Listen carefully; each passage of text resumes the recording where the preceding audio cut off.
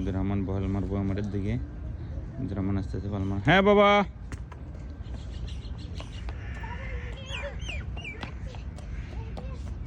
মারো মারো মারো।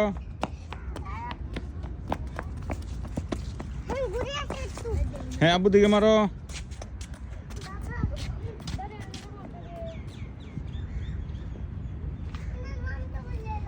হ্যাঁ মারো বাবার দিকে মারো। হ্যাঁ না মনে হয়, জানি না। এই যে আমরা সাগরে ফারে ঘুরতে আসলাম।